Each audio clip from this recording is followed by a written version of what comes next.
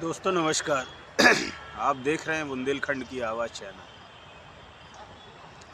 आज का जो हमारा विषय है वो विषय है न बटेंगे न कटेंगे, अपने अधिकारों के लिए डटेंगे। आज इस विषय पर हम चर्चा कर रहे हैं। तो दो तीन मुद्दे हैं, इस पर बात रखना ज़रूरी था, इसलिए हमने ये वीडियो शूट कर रहे हैं आज। तो इस विषय पर हम चर्चा कर रहे हैं कि न बटेंगे न कटेंगे, अपने अधिकारों के लिए डटेंगे। दोस्तों, मैं आपको जानकारी के तौर पे बता दूं कि अभी हाल ही में पूर्व में हुए चुनाव, हरियाणा में जो चुनाव हुए हरियाणा राज्य के, उसमें उत्तर प्रदेश के मुख्यमंत्री योगी आदित्यनाथ जी, उन्होंने बयान दिया था कि बटेंगे तो कटेंगे, एक रहेंगे तो नेक रहेंगे। ये उनका बयान था। उसी के संदर्भ में हमने ये विषय लगाया कि न बटेंगे न कटेंगे, अपने अधिकारों के लिए डटेंगे। तो उन्होंने ये हरियाणा में जो बयान दिया, उस बयान को आज लेकर के बीजेपी के लोग पूरे देश में, बीजेपी के नेता उसका प्रचार और प्रसार कर रहे हैं। चुनाव में के समय पर यह दिया गया बयान ध्रुवीकरण करने का मामला है। SC ST OBC के लोगों का हिंदू के नाम पर ध्रुवीकरण करना वोटों का, और मुसलमानों के विरोध में खड़ा करने के लिए ये बयान दिया गया है कि भय दिखा करके वोटों की राजनीति की जाए। तब उन्होंने ऐसा बयान दिया है। ये सांप्रदायिक बयान है और इससे समाज के अंदर भय व्याप्त होता है। ऐसे बयानों से राष्ट्र का निर्माण नहीं किया जा सकता है। ये बहुत गंभीर बातें हैं, लेकिन बीजेपी के लोगों के लिए तो ये आम बातें हैं, तो वो ऐसा कर रहे हैं। SC ST OBC के जो लोग हैं, उनको हिंदू के नाम पर पोलराइजेशन करने के लिए, उनका वोट इकट्ठा करने के लिए वो ऐसा बयान दे रहे हैं और ये लोग इकट्ठा हो जाए। ऐसा उन्होंने एक्सपेरिमेंट के तौर पर हरियाणा में किया भी। हरियाणा में बीजेपी ने अपनी सरकार बनाई, सैनी मुख्यमंत्री हुए, वो अलग बात है कि उस चुनाव के समय के और भी कुछ मुद्दे और पीरियड्स में बातें हुई हैं। तो दोस्तों, चुनाव में ऐसा बयान करना, वोटों का ध्रुवीकरण करना, लेकिन SC ST OBC और के लोगों के हक और अधिकार की बात नहीं करना, युवाओं के रोजगार की बात नहीं करना, गरीबों की समस्याओं की बात नहीं करना, OBC के रिजर्वेशन की बात नहीं करना, उनके एजुकेशन की बात नहीं करना, उनके उद्योग धंधों की बात नहीं करना। जो वास्तविक मूल मुद्दे हैं, उन वास्तविक मूल मुद्दों से भटकाना और भटका करके उन राजनीति करना और लोगों के अंदर भय व्याप्त करना, इसके लिए ये बयान दिया गया। और अभी हाल ही में जो चुनाव हो रहा है, महाराष्ट्र में चुनाव हो रहा है, उत्तर प्रदेश की 10 सीटों पर चुनाव हो रहा है, झारखंड में चुनाव हो रहा है, वहाँ भी इस तरीके के बयान चल रहे हैं। लेकिन SC ST OBC के लोगों के अधिकार की बात नहीं चल रही है, पहली बात। दूसरा, उनके रोजगार की बात क्यों नहीं कर रहे हैं, उनके हित की बात क्यों नहीं कर रहे हैं?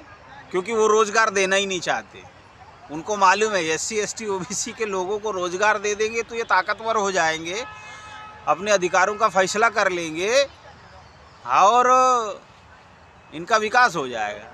वो ये चाहते नहीं है कि इन लोगों का विकास और डेवलपमेंट की बातें हो। वो सिर्फ सांप्रदायिकता, धर्म के आधार पर राजनीति, धार्मिक ध्रुवीकरण करना, ये सारा का सारा उनका एजेंडा है और वो उस एजेंडे पर काम कर रहे हैं। और ये जो SC ST OBC के लोग हैं, ये जो भोले शंकर लोग हैं, ये उनकी बातों में, उनके झांसे में आ जाते हैं और झांसे में आकर के वो फंस जाते हैं उनके जाल में। दूसरा, तीसरी, अभी चुनाव से पहले उत्तर प्रदेश में योगी आदित्यनाथ जी की सरकार की तरफ से, उनकी तरफ से एक बयान आया था कि सभी लोग पूरे प्रदेश में अपने अपने जो खाने के स्टॉल हैं, दुकान हैं, उन पर सरनेम लगाएं। तो मेरा SC ST OBC के नौजवान युवाओं से पूछना है कि क्या अगर आपने अपने खाने की दुकानों के सामने अपना सरनेम लगाया तो क्या ये जो आपको हिंदू के नाम का जो झंडा तान दे करके झंबड़दार बनाना चाहते हैं, क्या ये आपके साथ आएंगे? आपकी दुकानों से सामान लेंगे? कभी नहीं लेंगे, क्योंकि हिंदू के नाम पर ये जातिवादी लोग हैं, ये जाति को बढ़ावा देने वाले लोग हैं। मानसिकता इनकी यही है, घृणा करना, नफरत की राजनीति को फैलाना। अगर किसी SC के व्यक्ति ने अगर वहाँ लिख दिया ना सरनेम और खाने पीने की दुकानें, तो उस मक्खी भी नहीं आएगी। ग्राहकों को छोड़ो, इतनी ज़्यादा लोगों के अंदर जाति मानसिकता व्याप्त है। और ये जो जाति मानसिकता है, इसकी जो प्रयोगशालाएं हैं, ये शायद बहुत कम लोगों को जानकारी है कि जो जाति की जो प्रयोगशालाएं हैं, वो लेबोरेटरी है, वो लेबोरेटरी गांव हैं भारत के, वहाँ पर ये बहुत सख्ती के साथ इस पर चलता है। तो दोस्तों, मेरा यही कहना है कि ये सब बातों को समझने की ज़रूरत है। इनके झांसे में फंसने की ज़रूरत नहीं है, ना बंटने की ज़रूरत है किसी को, ना कटने की ज़रूरत है। अपने हक और अधिकार के लिए डटने की ज़रूरत है। अभी 2 दिन पहले की बात है, इलाहाबाद में UPSC का एग्ज़ाम देने के लिए स्टूडेंट लोगों ने तारीख के विषय में बात किया। जब उनकी बात नहीं मानी गई तो 10,000 स्टूडेंट ने इलाहाबाद UPSC का जो चुनाव हुआ, UPSC का जो परीक्षा है, उसके विषय में उन्होंने विरोध किया, डटे, मुकाबला किया। उन्होंने किया मुकाबला, उन्होंने अपना संघर्ष किया।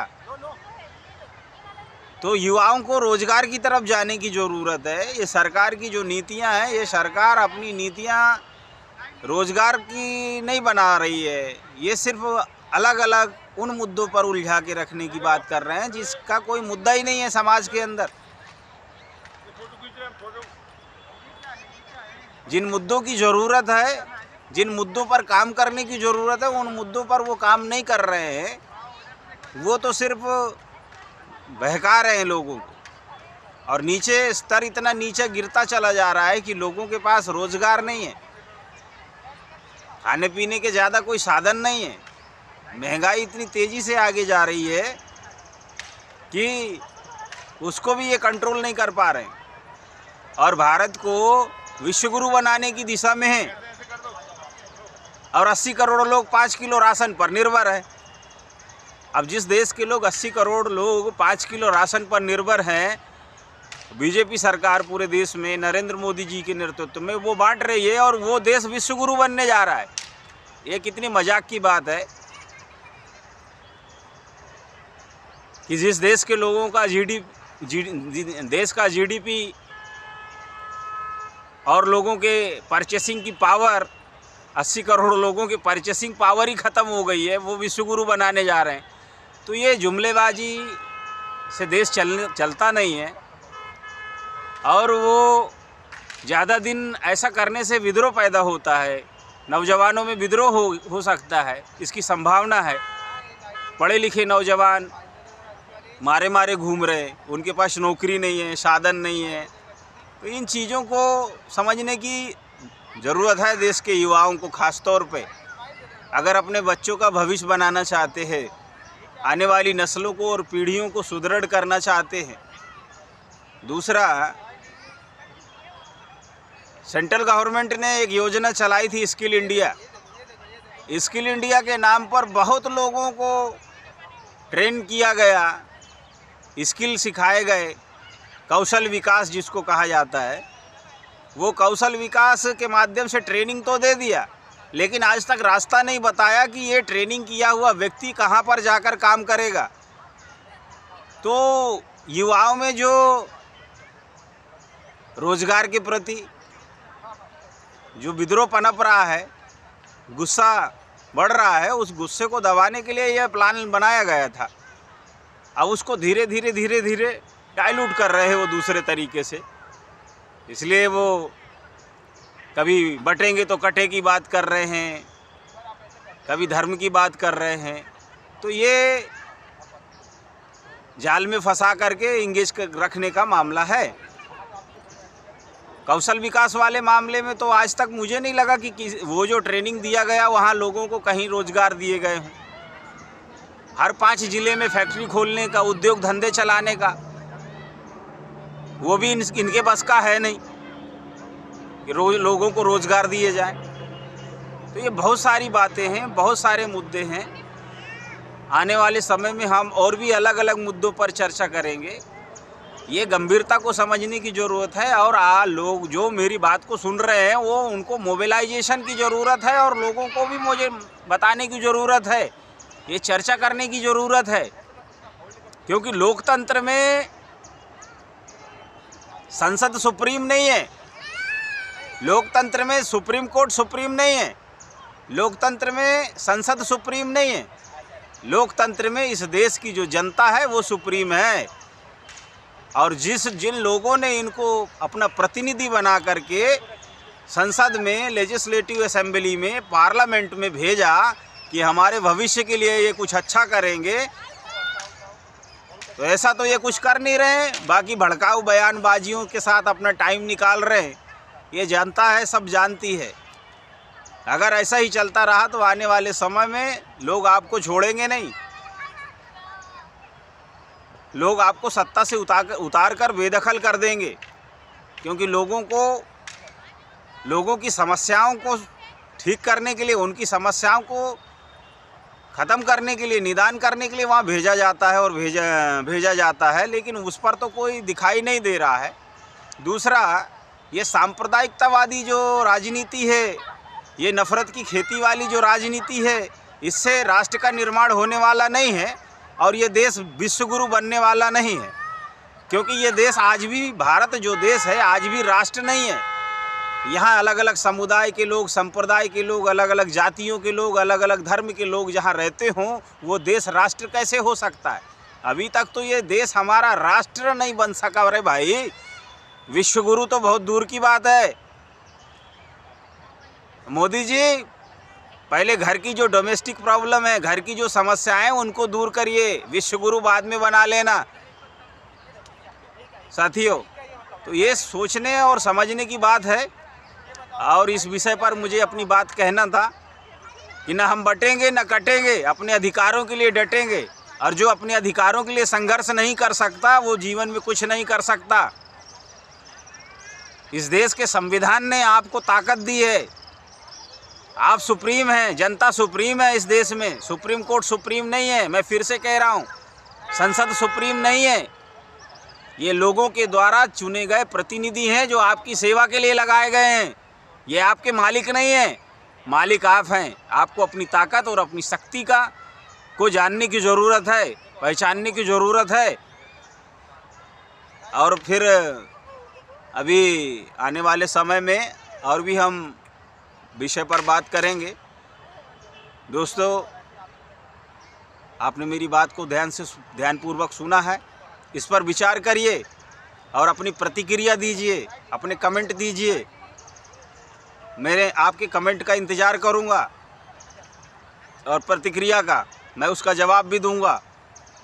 दूसरा, आप चैनल को भी सब्सक्राइब करिए, बेल आइकन को दबाइए, क्योंकि जो भी हम अपनी बात कहेंगे उसका नोटिस आप तक पहुंच जाएगा।